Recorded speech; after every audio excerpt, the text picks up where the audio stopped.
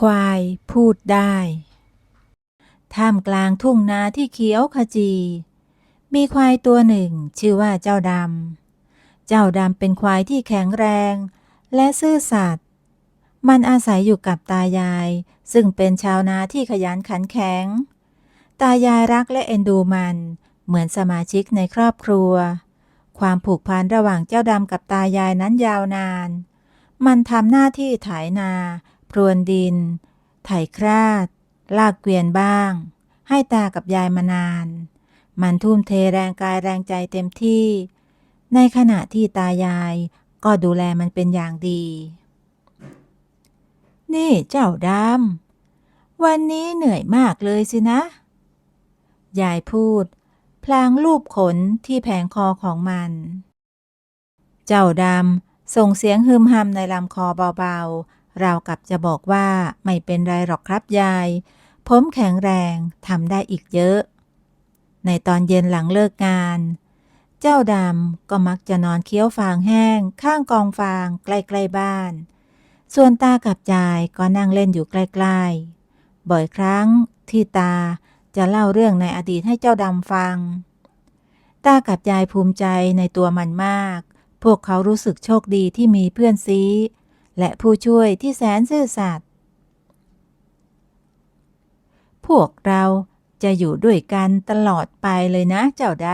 ำจนกว่าจะแก่ตายไปข้างนึงยายพูดอย่างอ่อนโยนเจ้าดำก็ส่งเสียงร้องแผ่วเบาปลายหางโบกไปมาราวกับกำลังยิ้มมันมีความสุขกับคำสัญญาที่ไม่มีวันทอดทิ้งกันเหมือนความผูกพันของพวกเขาไม่มีสิ่งใดมาสั่นคลอนได้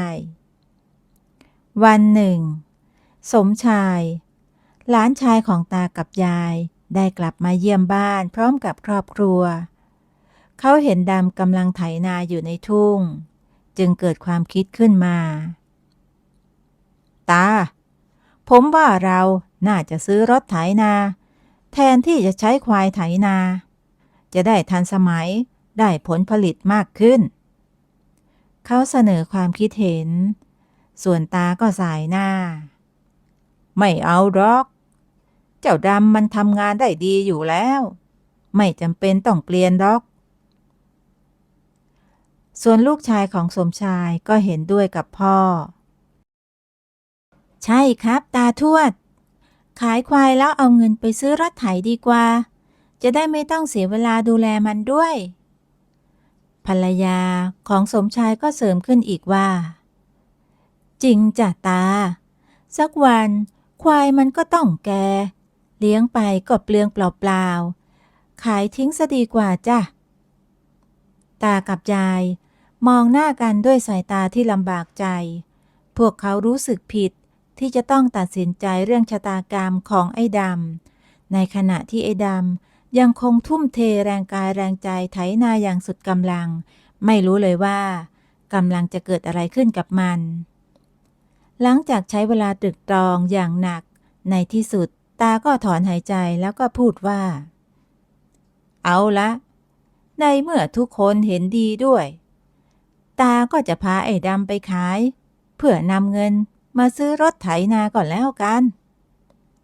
หลังจากตัดสินใจแล้วตากับยายก็รู้สึกเจ็บปวดร้าวในหัวใจเป็นอย่างมาก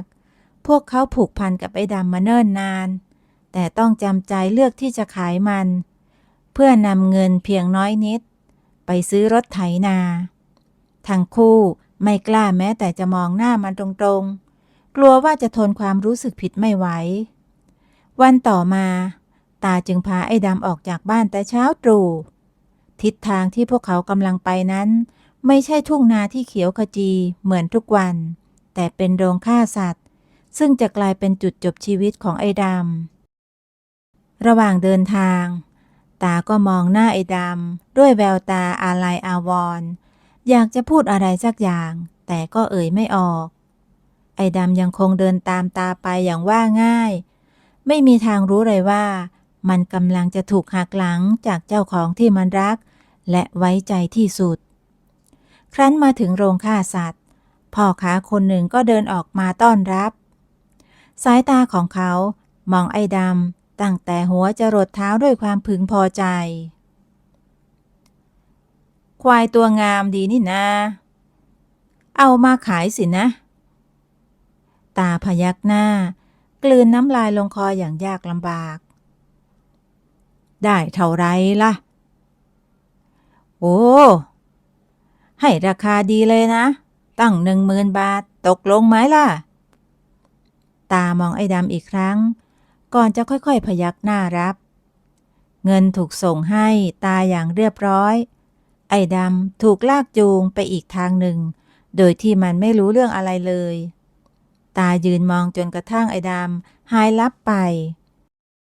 ก่อนจะหันหลังเดินกลับบ้านด้วย2 มือที่สั่นเทา หัวใจที่หล่นวูบ ภาพของสหายผู้ภักดีที่อยู่ด้วยกันมาทั้งชีวิตผุดขึ้นมาเต็มความคิดขณะเดียวกัน เจ้าดำก็กำลังเผชิญชะตากรรมแสนเลวร้ายด้วยความงุนงงสับสน เมื่ออยู่ดีๆมันถูกผลักเข้าไปอยู่ในคอกขนาดเล็ก แทนที่จะได้กลับไปค้างคืนในยุ้งฉางหลังบ้านของตายายเหมือนทุกคืน ภายในโรงฆ่าสัตว์เจ้าดำนั้นถูกขังอยู่ในคอกแคบๆมันมองไปรอบๆด้วยความหวาดกลัว เสียงร้องครวญครางของสัตว์ต่างๆที่ถูกฆ่าดังระงมไม่ขาดหู เจ้าดำรู้ดีว่าหากมันอยู่ที่นี่ต่อไปชะตากรรมเดียวกันก็จะเกิดขึ้นกับมันในอีกไม่ช้า ความคิดถึงตายายก็ผุดขึ้นมาในหัวของมัน เจ้าดำไม่ยอมแพ้มันจะต้องหาทางกลับบ้านให้ได้ เจ้าดำเริ่มคิดหาทางหลบหนีมันสำรวจคอกไปรอบๆจนสังเกตเห็นรูเล็กๆที่มุมหนึ่ง ความหวังก่อตัวขึ้นในใจดำใช้เขาของมันสะกิดที่รูนั้นซ้ำๆจนเกิดเป็นช่องโหว่ขนาดพอดีตัว รอจังหวะที่ไม่มีใครมองเห็นแล้วเจ้าดำก็กระโจนผ่านช่องนั้นออกมาได้สำเร็จมันรีบวิ่งสุดกำลังออกห่างจากโรงฆ่าสัตว์ทิ้งเสียงตะโกนของพ่อค้าที่ดังตามมาไกลลิบเจ้าดำวิ่งฝ่าความมืดมุ่งหน้าสู่ทิศทางบ้านที่แสนคุ้นเคยแต่นั่นเป็นเพียงจุดเริ่มต้นของการเดินทางอันแสนยากลำบากเจ้าดำต้องวิ่งข้ามผืนป่าลุยลำธารและฝ่าดงน้ำร่างกายมอมแมมไปด้วยรอยเปื้อนและรอยข่วนแต่มันไม่ยอมหยุดพักด้วยรู้ดีว่าหากชะลอความเร็วลงพ่อค้าอาจจะตามมาทันระหว่างทางเจ้าดำก็เจอสุนัขจรจัดที่พยายามจะกัดแต่มันใช้เขาขู่จนสุนัขเหล่านั้นถอยไปเจ้าดำเผชิญกับอุปสรรคนานับประการทั้งความหิวโหยกระหายน้ำและเหนื่อยล้าที่สะสมแต่ภาพของตายายที่กำลังรอคอยมันอยู่ที่บ้านเป็นแรงผลักดันให้เจ้าดำเดินหน้าต่อไปหลังจากเดินทางข้ามป่าข้ามเขามานานในที่สุดเจ้าดำก็มาถึงหมู่บ้านของตัวเองกลิ่นที่คุ้นเคยของทุ่งหญ้าเสียงนกและแมลงภาพของบ้านเก่าที่อบอุ่นมันวิ่งตรงไปที่บ้านหลังนั้นทันทีเมื่อเจ้าดำไปถึงหน้าบ้านมันเห็นตากับยายกำลังเดินเข้าไปในบ้านพอดีเจ้าดำจึงร้องเสียงดังลั่นตาชะงักกึกหันมามองเสียงที่คุ้นเคยอย่างประหลาดใจไอ้ดำแกกลับมาได้ยังไงตาร้องถามราวกับไม่อยากจะเชื่อสายตาตัวเองเจ้าดำรีบวิ่งเข้าไปหาตายายส่งเสียงครางด้วยความดีใจตาโผเข้ามากอดมันแน่นน้ำตาแห่งความปิติไหลอาบแก้มส่วนยายนั้นก็รีบเข้ามาโอบกอดมันและร้องไห้ด้วยความตื้นตันใจไอ้ดำเอ้ยไอ้ดำแกกลับมาหาเราแล้วทันใดนั้นเจ้าดำก็ทำสิ่งที่ไม่เคยทำมาก่อนมันพยายามจะส่งเสียงพูดตายายผมคิดถึงเสียงแหบพร่าดังขึ้นแม้จะไม่ชัดนักแต่ตากับยายก็เข้าใจความหมายตากับยายอ้าปากค้างตะลึงในความสามารถที่ไม่เคยรู้มาก่อนของมันพวกเขาไม่เคยคิดเลยว่าสัตว์ที่ดูไร้ซึ่งปัญญาจะสื่อสารกับมนุษย์ได้ไอ้ด แกพูดได้ด้วยเหรอพวกเราก็คิดถึงแกมากเหมือนกันตาตอบพลางกอดคอไอ้ดำไว้แน่นขอโทษนะพวกเราไม่ควรทำแบบนั้นกับแกเลยใช่จ้ะไอ้ดำยายสัญญานะว่าจะไม่มีวันทอดทิ้งแกอีกแล้วเจ้าดำถอนหายใจเฮือกใหญ่ด้วยความโล่งอกราวกับยกภูเขาออกจากอก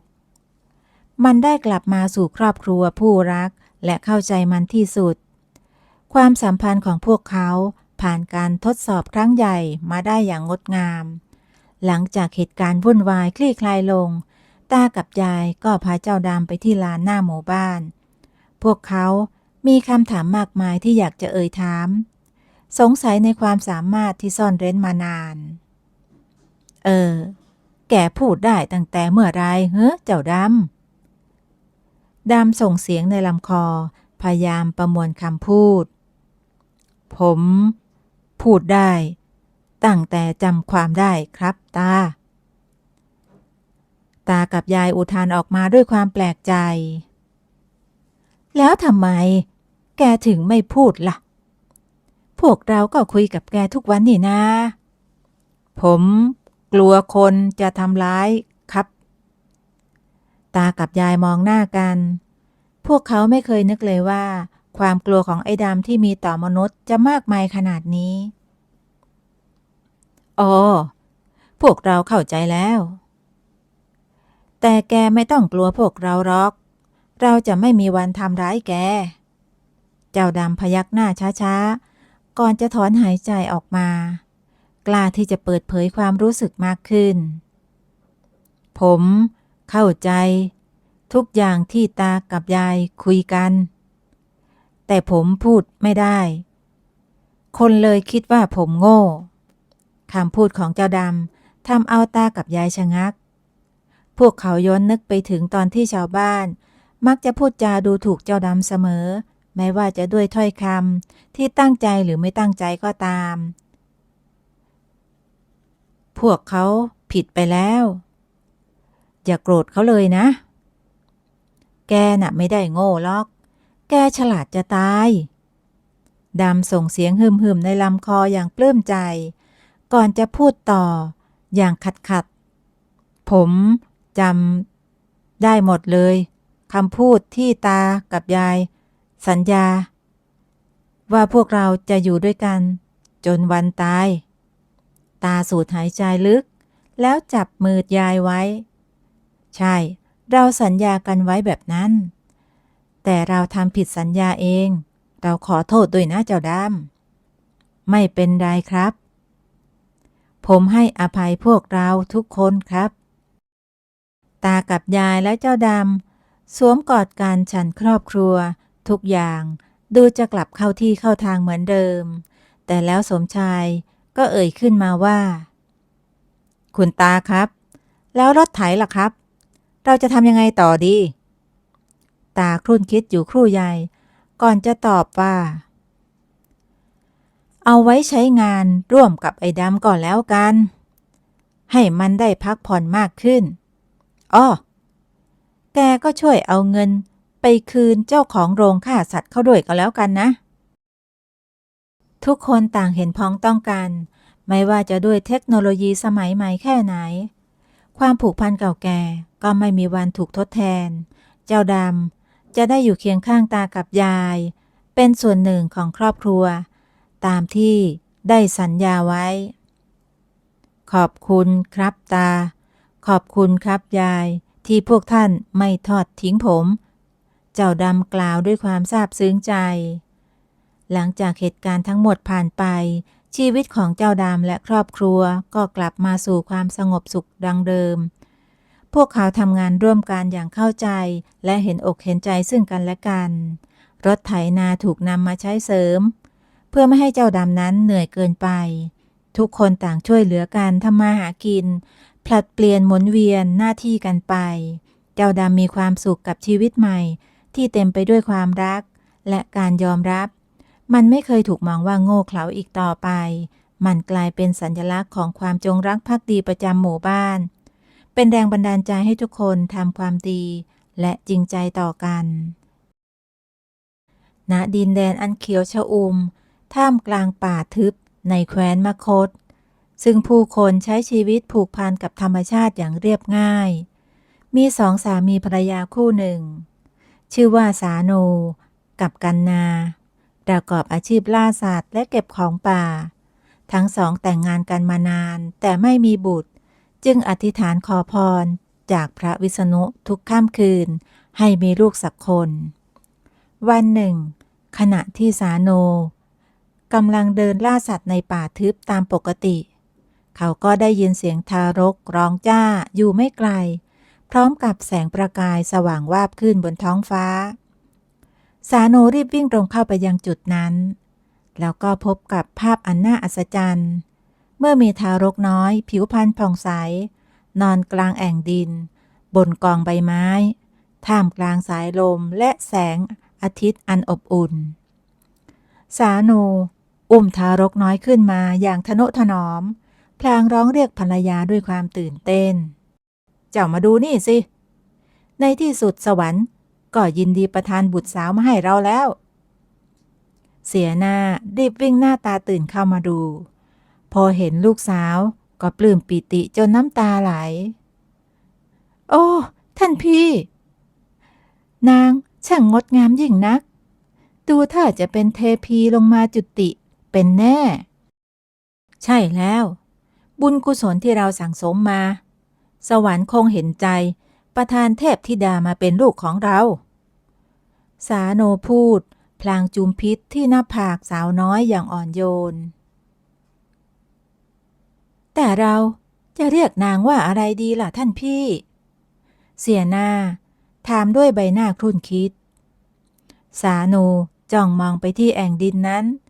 เห็นใบไม้ซึ่งเป็นที่มาของทารกน้อยก็นึกขึ้นมาได้ว่าเรามาตั้งชื่อนางว่าลักษมีดีไหมชื่อนี้ไพเราะจริงๆตกลงเราจะเรียกนางว่าลักษมีก็แล้วกันนะเสนายิ้มน้อยยิ้มใหญ่อุ้มลูกน้อยที่งดงามประหนึ่งกลีบบัวผ่องใสส่วนสาโนก็มองด้วยสายตาปลาบปลื้มแม้สองสามีภรรยาจะยากจนแต่บุตรสาวอันเป็นดั่งของขวัญจากสวรรค์ก็ทำให้พวกเขารู้สึกว่ารวยกว่าใครในโลกหลังจากนั้นลักษมีก็ได้รับการเลี้ยงดูด้วยความรักความอบอุ่นจากแม่บุญธรรมพ่อบุญธรรมโดยเฉพาะแม่เสียหน้าซึ่งตั้งใจประคบประหงมเหมือนลูกในไส้ทุ่มเทแรงกายแรงใจเลี้ยงลูกน้อยด้วยน้ำนมและผลไม้ตามฤดูกาลส่วนพ่อสาโนก็ออกล่าสัตว์และหาฟืนมาขายเพื่อให้ครอบครัวมีกินมีใช้ลักษมีเติบโตมาอย่างแข็งแรงและร่าเริงไม่เคยอดอยากหรือขาดความอบอุ่นเลยเวลาล่วงเลยมาจนลักษมีเข้าสู่วัยรุ่นความงามของนางก็ยิ่งผุดผ่องรุ่งโรจน์ดั่งดอกไม้ที่กำลังบานสะพรั่งเต็มที่ทุกสัดส่วนงดงามลงตัวดั่งมือของสวรรค์ปั้นแต่งทว่าสิ่งที่ลักษมีรักที่สุดในชีวิตก็คือการได้ใช้เวลาอยู่ในป่าได้ดื่มด่ำกับความงามของธรรมชาตินั่นเองแม่จ๋าหนูรักต้นไม้เหล่านี้จังเลยเพราะมันคอยปกป้องหมู่บ้านของเราไว้ให้ร่มเงาให้อาหารให้ความสุขใจลักษมีอยากได้ยินมันร้องเพลงอยากพูดคุยกับมันจ้าลักษมีอย่างร่าเริงขณะเก็บผลไม้ในสวนเสียหน้ามองด้วยสายตาอ่อนโยนก่อนจะกับลูกสาวว่าถึงต้นไม้พูดไม่ได้แต่ถ้าหนูเปิดใจรับฟังก็จะได้ยินเสียงของมันเองแม้ไม่ได้มาจากปากแต่มาจากความรู้สึกต่างหากละจ๊ะลักษมีเข้าใจแล้วจ้ะขอบคุณนะแม่ที่สอนให้หนูรักธรรมชาติแบบนี้ลักษมีก็จะได้มีเพื่อนคุยอีกมากมายเลยลักษมียิ้มกว้างก่อนจะหันไปกอดต้นไม้อย่างแผ่วเบาทักทายด้วยเสียงหวานแหวว หลังจากกลับมาจากเก็บผลไม้ เธอก็มักจะช่วยแม่เข้าครัวทำอาหาร ส่วนพ่อก็เตรียมฟืนและแล่เนื้อสัตว์ไว้ทำมื้อดึก กลิ่นอาหารหอมกรุ่นลอยไปทั่วบ้าน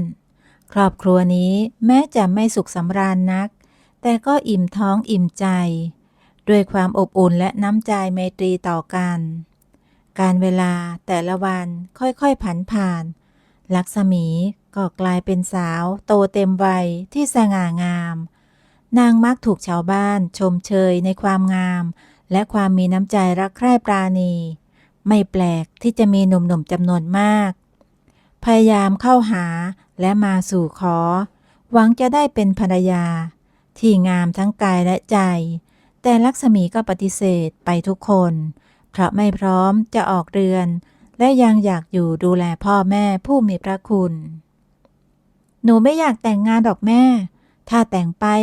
ก็ต้องออกห่างจากพ่อแม่ ห่างจากป่าไม้ที่รัก ลักษมีไม่มีวันทิ้งท่านทั้งสองไปแน่ๆจ้ะ ลักษมีบอกโดยสีหน้ามุ่งมั่น เสียหน้าลูบศีรษะลูกสาวอย่างเข้าใจ เจ้าอยากดูแลพ่อแม่จนแก่เฒ่าแม่ก็ดีใจ อย่างน้อยก็จนกว่าจะพบรักแท้ของตัวเองจ้ะแม่ ลักษมีสัญญาจะไม่ทิ้งพ่อแม่ไปเด็ดขาด ยกเว้นวันที่ต้องสร้างครอบครัวกับผู้ที่เป็นดั่งโชคชะตา ซึ่งลักษมีรู้สึกว่า อีกไม่นานคงได้พบทว่าเสียหน้าก็ได้แต่ยิ้ม เจ้าช่างเป็นเด็กพิเศษจริงๆ ถ้าโชคชะตามีอยู่จริง ก็รอคอยให้พรหมลิขิตจัดสรรมาให้เธอ วันนี้รีบกินข้าวเย็น ก่อนที่พ่อเจ้าจะหิวจนแสบท้องนะ ลักษมีและแม่หัวเราะร่วนกับการสนทนา แต่ก็ไม่รู้เลยว่า สิ่งที่เธอพูดนั้นเป็นการทำนายชะตาอันพิสดารของตัวเองเข้าแล้ว และอีกไม่นานชีวิตของนางก็จะพลิกผลันไปตลอดกาล วันหนึ่งขณะที่ลักษมีกำลังร้องเพลงเก็บลูกไม้ในป่าแถบชายเขา นางก็ได้ยินเสียงสัตว์ร้องครวญครางบ่งบอกถึงความทุกข์ทรมานอย่างสุดซึ้งด้วยสัญชาตญาณแห่งความเมตตาที่มีต่อสรรพสัตว์เธอวางตะกร้าผลไม้ไว้ข้างทางก่อนจะวิ่งฝ่าดงพงไพรไปยังต้นเสียงอย่างร้อนใจ เมื่อตามไปถึงเชิงเขา ลักษมีก็พบกับภาพอันน่าสลดใจ เมื่อมีลูกเสือน้อยนอนหมดสติ อยู่กลางแอ่งหิน มันผอมแห้งและมีบาดแผลเต็มตัว คงจะหลงฝูงและถูกสัตว์อื่นรุมทำร้าย ลักษมีไม่อาจทนเห็นภาพโหดร้ายนี้ได้อีกต่อไป นางรีบปีนขึ้นไปและนำลูกเสือลงมา แม้จะรู้ว่ามันอาจจะเป็นอันตรายก็ตาม เจ้าหนูน้อยอย่ากลัวเลย พี่มาช่วยเจ้าแล้ว เธอพูดด้วยเสียงอ่อนโยนพลางค่อยๆ ยกลูกเสืออุ้มมาไว้ในอ้อมกอด ลูกเสือซบเซาเปิดตาขึ้นมองอย่างอ่อนแรง ก่อนที่แววตาจะฉายความหวาดกลัวอย่างที่สุด มันพยายามส่งเสียงขู่ฟ่อๆในลำคอทว่าเหนื่อยล้าจนไม่มีแรงขัดขืนอีกต่อไป ไม่ต้องกลัวนะ ฉันจะไม่ทำร้ายเจ้า ตอนนี้เจ้าปลอดภัยแล้ว ฉันจะทำแผลให้นะ ลักษมีอุ้มชูลูกเสือไว้บนตักก่อนจะค่อยๆทำแผลให้มัน และพันผ้าไว้อย่างทนุถนอม จากนั้นลักษมีก็แบ่งอาหารและน้ำที่พกติดตัวมาให้ลูกเสือได้กิน พอได้น้ำเข้าปากมันก็ค่อยๆฟื้นขึ้นและเริ่มมีแรง ลูกเสือมองลักษมีอย่างสงสัยเหมือนจะถามว่าทำไมเจ้าต้องมาช่วยข้าด้วย หญิงสาวรู้ทันความคิดของมันจึงตอบด้วยรอยยิ้มและอ่อนโยน ข้าไม่อาจทนเห็นใครต้องทุกข์ทรมานได้หรอก ไม่ว่าจะคนหรือสัตว์ก็ล้วนมีชีวิตจิตใจ มีความปรารถนาที่จะมีความสุขเหมือนกัน ข้าเข้าใจความทุกข์ของเจ้านะ เพราะครั้งหนึ่งข้าก็เคยถูกทอดทิ้งเหมือนกัน ลูกเสือทำท่าประหลาดใจกับคำพูดที่เปี่ยมด้วยเมตตา ในชีวิตของมันไม่เคยมีใครมาสนใจและเห็นอกเห็นใจขนาดนี้มาก่อนโดยเฉพาะอย่างยิ่งพวกมนุษย์ที่รังแต่จะทำร้ายสัตว์ป่าเหล่านี้วันนี้พักรักษาตัวที่นี่ก่อนก็แล้วกันนะพรุ่งนี้เช้าเจ้าก็คงแข็งแรงพอที่จะเดินต่อได้แล้วข้าจะไปส่งเจ้าเองลักษมีบอกก่อนจะเริ่มจุดไฟขึ้นให้ความอบอุ่นแก่มันนางอดที่จะสงสารมันไม่ได้เมื่อคิดถึงวันที่เธอถูกทอดทิ้งอ๋อแล้วนี่สร้อยคอของข้าเองข้ามอบให้เจ้าเป็นที่ระลึกแห่งมิตรภาพของเรานะเธอถอดสร้อยที่ทำจากเถาวัลย์สีเขียวอ่อนที่สวยงามออกมาก่อนจะคล้องใส่คอของเสือเบาๆมันชะงักเล็กน้อยก่อนที่สายตาจะฉายแววซาบซึ้งอย่างเห็นได้ชัดท่าทางของเพื่อนใหม่ทำให้ลักษมีอดหัวเราะคิกคักไม่ได้แต่แล้วจู่ๆลูกเสือก็ยื่นอุ้งเท้าข้างหน้ามาให้ดูลักษมีมองดูใกล้ๆเธอเห็นรอยแผลเป็นรูปสามเหลี่ยมบนอุ้งเท้าของมันอ๋อนี่เป็นรอยแผลเก่าของเจ้าสินะเอาอย่างนี้เราจะตั้งชื่อเจ้าว่าพีมมาจากพีมะแปลว่ารอยสามเหลี่ยมก็แล้วกันเป็นชื่อที่เหมาะกับเจ้ามากเลยนะลักษมีอธิบายพลางลูบหัวลูกเสือที่ดูเหมือนจะถูกใจชื่อของมันคืนนั้นทั้งลักษมีและพีมก็นอนข้างกองไฟกลางป่าต่างฝันถึงความผูกพันที่กำลังก่อตัวระหว่างเด็กสาวและลูกเสือท่ามกลางความเงียบสงบของผืนป่าพอรุ่งอรุณวันใหม่ลักษมีก็พาพีมออกเดินทางเข้าไปในป่าลึกเพื่อไปส่งมันกลับถิ่นฐานที่อยู่ระหว่างทางทั้งคู่ก็เริ่มสนิทสนมกันมากขึ้นคล้ายรู้ใจกันและกันอย่างประหลาดพีมเจ้ารู้ไหมว่าทำไมป่าจึงสำคัญนักลักษมีถามทว่าสายตายังจดจ่ออยู่กับการสำรวจป่ารอบกายไปด้วยพีมขมวดคิ้วเหมือนครุ่นคิดมันสายหน้าด้วยสีหน้าสงสัยป่าผืนนี้แท้จริงแล้วก็คือบ้านของเราถิ่นที่เราเกิดได้กินได้เติบโตและได้ตายป่ามีชีวิตมีความรู้สึกมอบสิ่งดีๆให้กับทุกคนบนโลกใบนี้ดังนั้นเราจึงควรดูแลรักษามันเหมือนที่มันรักษาเราลักษมีอธิบายอย่างนุ่มนวลหากแต่เปี่ยมไปด้วยความหมายพีมพงกหัวอย่างเข้าใจเริ่มมองป่าไม้นี้ด้วยสายตาที่เปลี่ยนไปจากที่เคยคิดว่าเป็นเพียงที่อยู่อาศัยทั่วไปกลับกลายเป็นเห็นความสำคัญมากขึ้นราวกับป่าเป็นส่วนหนึ่งของชีวิตทั้งคู่เดินทางไปอีกพักใหญ่ในที่สุดก็ได้ยินเสียงเสือคำรามแว่วมาแต่ไกลคงเป็นเสือตัวอื่นๆจากโขลงเดียวกันพิมพ์หันไปมองลักษมีเป็นครั้งสุดท้ายในแววตามีทั้งความอาลัยและความรู้สึกขอบคุณไปเถอะพิมพ์กลับไปหาครอบครัวของเจ้าพวกเขาคงเป็นห่วงเจ้ามากๆแน่ลักษมีพยักหน้าให้ก่อนจะกอดคอพิมพ์เพื่อเป็นการอำลาพิมพ์ลูบแก้มลักษมีเบาๆเป็นครั้งสุดท้ายก่อนจะวิ่งพรูดเข้าไปในป่าอย่างว่องไวทว่าในขณะเดียวกันมันก็หยุดชะงักและหันกลับมามองลักษมีอีกครั้งในแววตาที่บอกว่าพวกเขาจะต้องได้กลับมาเจอกันอีกครั้งแน่เมื่อพิมพ์ลับตาไปลักษมีก็โบกมืออย่างอาลัยนางรู้สึกอบอุ่นใจที่ได้ช่วยชีวิตสัตว์ตัวหนึ่งได้สร้างมิตรภาพต่างสายพันธุ์ได้เรียนรู้บทเรียนอันล้ำค่าของชีวิตว่าการให้โดยไม่หวังสิ่งตอบแทนนั้นช่างวิเศษเพียงใดและความเมตตาก็สามารถเชื่อมโยงผู้คนและธรรมชาติเข้าด้วยกันได้ไม่ว่าจะแตกต่างกันเพียงใดก็ตามหลังจากนั้นลักษมีก็เดินทางกลับบ้านด้วยความสุขใจโดยรู้ว่าตนได้ทำความดีและสร้างผลกระทบเชิงบวกให้กับพื้นป่าในวันนี้ทว่าไม่รู้เลยว่าการพบกับพิมพ์ในครั้งนี้จะเป็นจุดเปลี่ยนของชีวิตนางและจะนำมาซึ่งผจญภัยครั้งยิ่งใหญ่ในชีวิตเลยทีเดียวหลายปีผ่านไปนับจากวันที่ลักษมีได้พบกับพิมพ์ วันเวลาแห่งความทรงจำดีๆในป่าลึกก็ยังคงตราตรึงอยู่ในใจเสมอมา แต่แล้ววันหนึ่งโชคชะตาก็ทำให้ลักษมีต้องเผชิญกับบททดสอบครั้งที่แสนยากลำบาก ขณะที่ลักษมี